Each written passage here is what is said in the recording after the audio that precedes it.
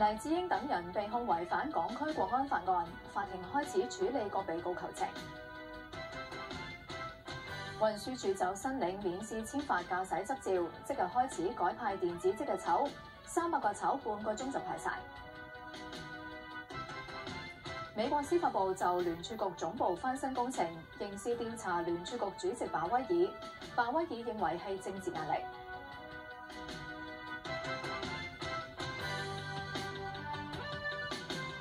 各位歡迎收睇午間新聞。